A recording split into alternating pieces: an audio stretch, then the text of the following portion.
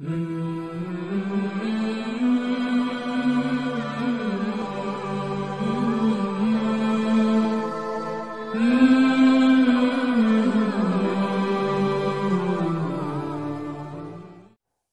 yang dirahmati oleh Allah Subhanahu wa taala.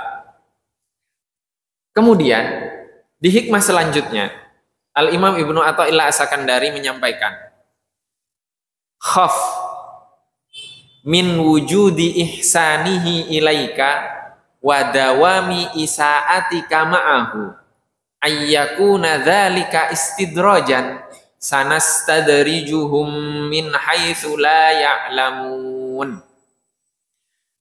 Takutlah kamu saat kebaikan Allah Subhanahu wa taala terus engkau dapatkan, sementara engkau selalu menyakitinya, atau sementara maksiat terus engkau lakukan.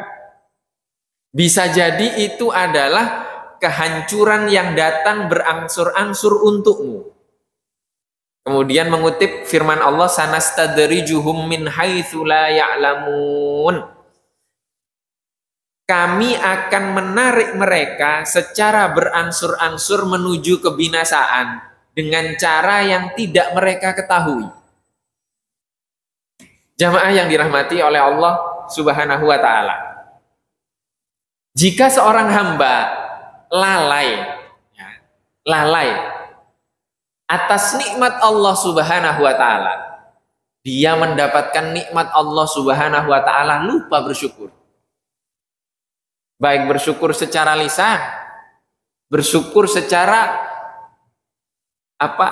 jawarih, organ tubuhnya, semuanya bersyukur kepada Allah digunakan dengan ketaatan, atau hati, kesyukuran hati dengan meyakini bahwa nikmat tersebut berasal dari Allah Subhanahu wa taala, dia lupa dengan itu. Maka bisa jadi Allah Subhanahu wa taala sedang menarik dia ke dalam kebinasaan pelan-pelan. Diberikan kenikmatan, tidak bersyukur, maksiat. Dianugerahi lagi kenikmatan lebih besar lagi oleh Allah Subhanahu wa taala, tidak bersyukur lagi, maksiat. Dianugerahi kenikmatan besar lagi oleh Allah Subhanahu wa taala, tidak bersyukur lagi, maksiat. Sampai terdetik mungkin di hamba tersebut, jika aku memang salah, harusnya nikmatnya berhenti dong. Tapi ini buktinya nikmatnya terus. Berarti Allah setuju dengan apa yang saya lakukan. Ini namanya istidraj. Istidraj itu adalah Allah Subhanahu wa taala menarik hamba tersebut pelan-pelan ke dalam kebinasaan. Pelan-pelan ke dalam kehancuran tanpa dia merasa. Dia merasa bahwa nikmat yang dianugerahkan itu menunjukkan kedekatannya kepada Allah Subhanahu wa taala, padahal Allah menjauh. Tapi kan nikmatnya terus. Itu kan yang sering kita tanyakan. Ustadz, itu mereka nggak beriman, agamanya nggak tahu apa, tapi rezekinya lancar, kaya banget. Itu istidraj. Itu istidraj dari Allah Subhanahu wa taala. Dia tidak merasa bahwa Allah jauh. Dia tidak merasa bahwa dia tidak kenal dengan Allah Subhanahu wa taala, itu bagi dia biasa. Artinya apa? Artinya Allah Subhanahu wa taala tidak menghiraukannya. Sudah terserah kamu hidup, saya nggak mau ngurus. Terserah kamu mau apa? Terserah. Lakukan. Ada yang lebih jauh dari itu, ada yang lebih hina dari itu. Tidak ada. Itu artinya Allah sudah tidak memperhatikan orang itu. Allah sudah membiarkannya terlena, terbawa oleh dunia. Dan Allah tidak memberikan kesadaran kepada dia. Maka kemudian Allah Subhanahu wa taala berfirman, "Falamma nasu ma dzukkiru bihi fatahna 'alaihim abwaba kulli syai'in hatta idza farihu bima utu akhadnahum baghtatan fa idzahum mublisun." Dan ketika mereka lupa atas apa yang diperingatkan kepada mereka, fatahna 'alaihim abwaba kulli syai', kami membukakan bagi mereka pintu segala kebahagiaan, pintu segala kegembiraan, pintu segala sesuatu. Jadi dibiarkan oleh Allah Subhanahu wa taala terlena tanpa mereka sadar. Hatta idza farihu bima utu, hingga di saat mereka bergembira atas apa yang diberikan kepada mereka, akhadnahum baghtatan, kami mengazab mereka secara tiba-tiba. Kami mengazab mereka secara tiba-tiba. Coba kita lihat kekuasaan.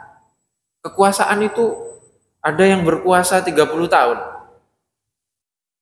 Langsung dicabut oleh Allah. Kaget tidak? Kaget. Langsung dicabut oleh 30, tiba-tiba tanpa sebab. Punya rumah Masya Allah berapa ratus miliar, hitungan jam cek terus hilang. Saya tidak ngomong yang ngambil benar ya, yang ngambil salah. Pencurian itu salah, dimanapun di agama kita salah, itu pencurian. Tapi itu takdir Allah, tidak ada yang salah. Langsung seketika hilang.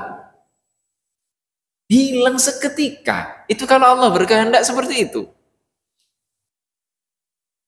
Kalau Allah berkehendak seperti itu. Karena apa? Karena lupa bahwa pemiliknya adalah Allah Subhanahu wa taala. Pemiliknya Allah Subhanahu wa taala.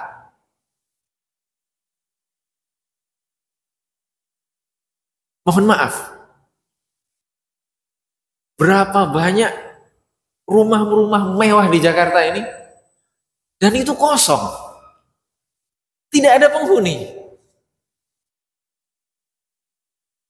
Berapa banyak orang-orang yang tinggal di bantaran sungai? Banyak sekali. Banyak sekali.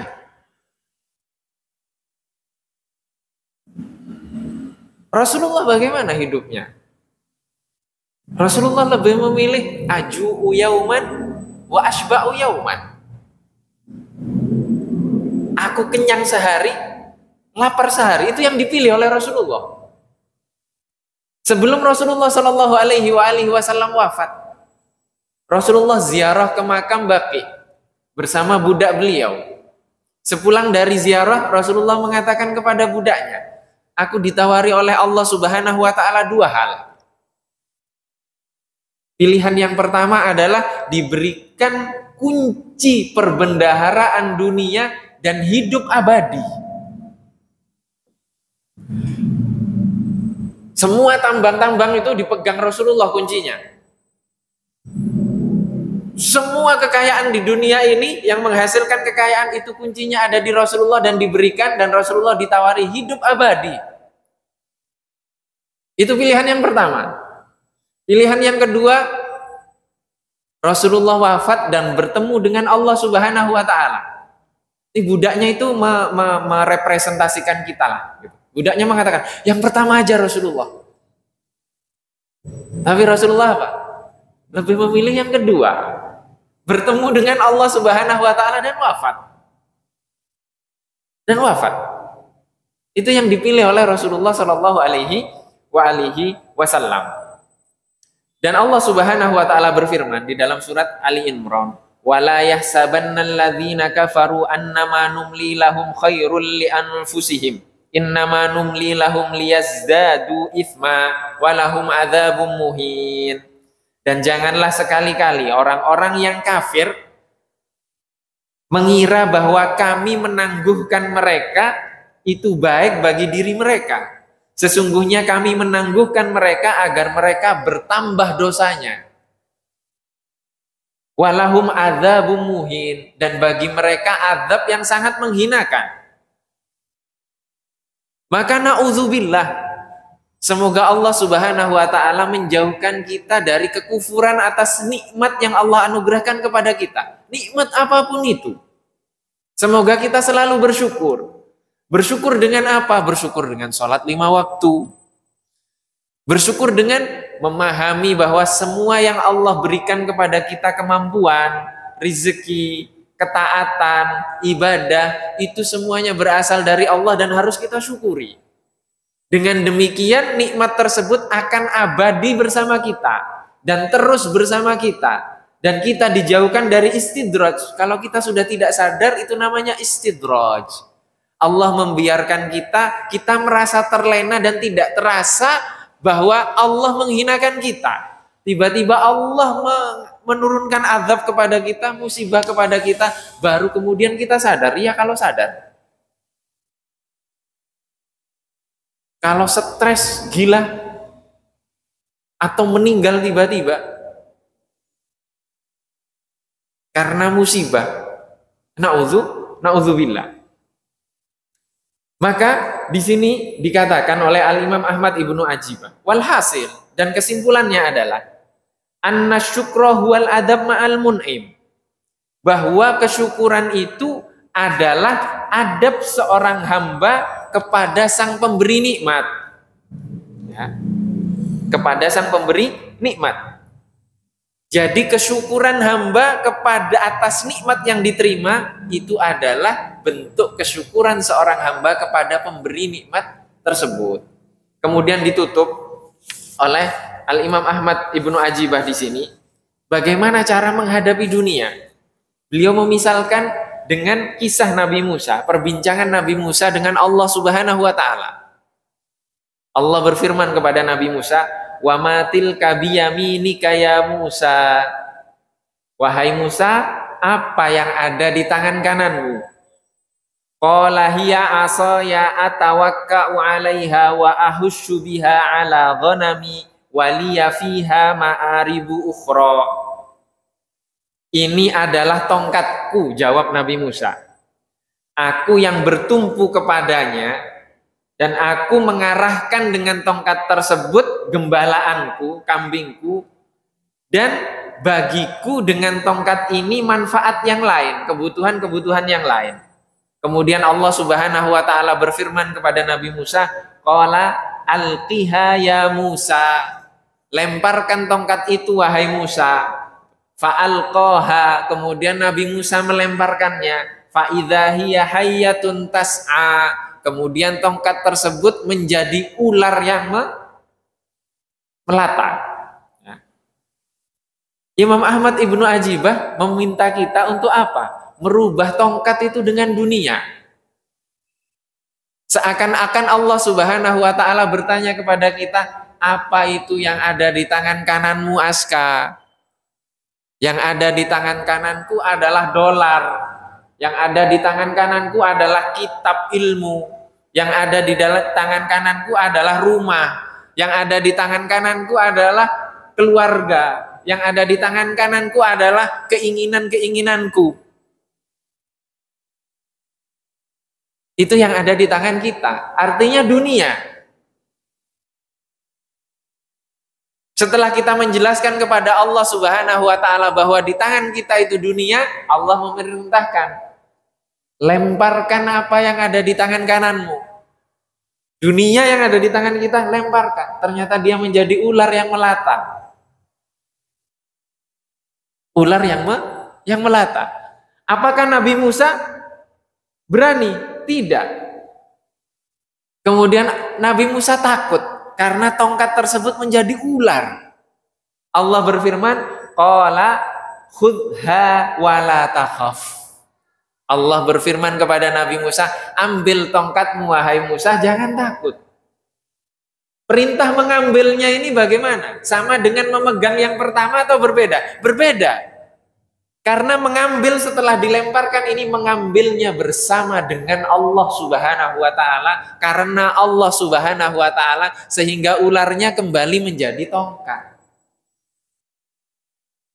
Jadi dunia itu kita lempar dulu. Setelah kita lempar baru kita ambil kembali bersama dengan Allah Subhanahu wa taala.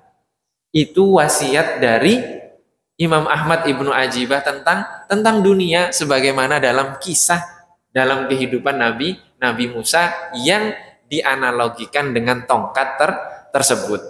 Maka tafsir-tafsir seperti ini itu sulit ditemukan di buku-buku tafsir. Adanya hanya di penafsiran-penafsiran ulama-ulama tasawuf tentang penghayatan-penghayatan dari ayat-ayat Quran seperti ini. Sulit ditemukan di buku-buku tafsir. Kecuali tafsir-tafsir yang memang lebih berbau kepada pendekatan kepada Allah Subhanahu wa taala. Dan semoga Allah Subhanahu wa taala menganugerahkan kepada kita untuk melemparkan seluruh apa yang ada di tangan kita dan kemudian mengambilnya kembali bersama dengan Allah Subhanahu wa taala, karena Allah Subhanahu wa taala dan dengan Allah Subhanahu wa taala. Mungkin ini yang dapat kita kaji pada kesempatan kali ini.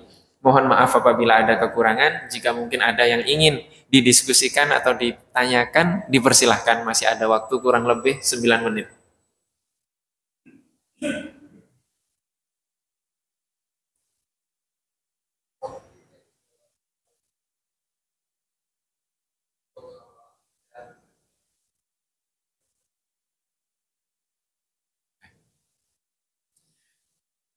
Baik, ciri-ciri keriduan Allah Subhanahu wa taala.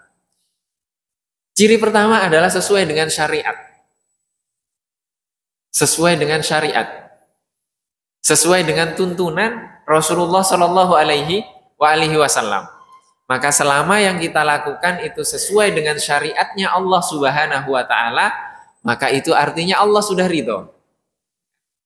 Jika tidak sesuai dengan syariat itu sudah pasti Allah tidak ridho. Maka itu fungsi kenapa adanya syariat Islam. Ya. Kenapa ada syariat Islam. Contoh yang tidak sesuai dengan syariat Islam. Menyamakan pajak dengan zakat. Itu tidak sesuai dengan syariat Islam. Ya, itu namanya tidak tahu mereka. Ya, tidak tahu. Tidak mengerti. Itu tidak sesuai dengan syariat. Sudah nggak usah bayar zakat, bayar pajak saja salah. Pajak itu wajib benar. Karena pemerintah berhak untuk membatasi. Ya, memberikan aturan itu hak bagi pemerintah. Maka pajak itu wajib. Tapi menyamakan pajak dengan zakat itu tidak sama. Tidak sama. Zakat, pajak itu pajak. Ya. Pajak itu aturan. Aturan dan itu harus kita sepakati, itu boleh di dalam syariat ada aturan seperti itu. Maka ketika memberikan aturan-aturan tertentu yang tidak sesuai dengan syariat, itu sudah jelas Allah tidak akan ridho. Allah tidak akan ridho. Dan ketika ridho, ketika sesuai dengan syariat, nah itu artinya Allah ridho. Bagaimana kalau dua-duanya itu sesuai dengan syariat? Maka pilihannya satu, yang paling berat bagi nafsu kita, diri kita. Itulah yang kita pilih, maka Allah ridho di titik itu. Maka jangan pernah mengartikan ketika Allah Subhanahu wa taala menegur Nabi Muhammad itu Nabi Muhammad salah, tidak. Nabi Muhammad tidak salah. Hanya saja yang dipilih oleh Nabi Muhammad berbeda dengan yang dipilih oleh Allah, yang dikehendaki Allah. Maka Nabi Muhammad ditegur oleh Allah. Ditegur artinya dibenarkan. Sehingga Rasulullah akan memilih kehendaknya Allah. Dalam kondisi seperti itu. Nah itu artinya ridho. Ridhonya Allah Subhanahu wa ta'ala itu nampak ketika sesuai dengan syariat. Jika tidak sesuai dengan syariat Allah, mustahil ridho. Karena tidak sesuai dengan tuntunan. Tidak sesuai dengan manual booknya. Tidak sesuai dengan manual book. Dan ketika ada hal-hal yang berbeda dan itu diperkenankan kita untuk berbeda, maka tidak apa-apa kita mengikuti salah satunya. Ya, mengikuti salah satunya selama pendapat yang berbeda itu memiliki landasan, memiliki tuntunan, memiliki rujukan. Itu artinya itu menunjukkan bahwa Allah ridho dengan perbedaan itu. Allah ridho dengan perbedaan itu. Itu salah satu tanda dari Allah Subhanahu wa ta'ala ridho. Dan pastinya menghasilkan ketenangan. Ketenangan di batin kita. Kadang kita tidak tenang. Kalau tidak tenang berarti ada sesuatu. Nah, sesuatu itu yang harus kita cari kesalahannya di mana. Kesalahannya di mana. Wallahu wa rasuluhu a'lam.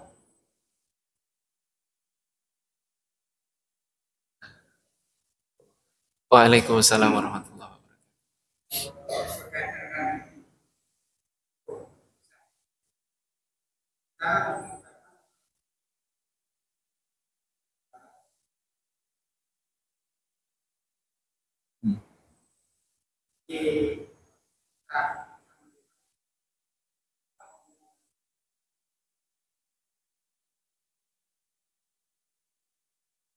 Baik.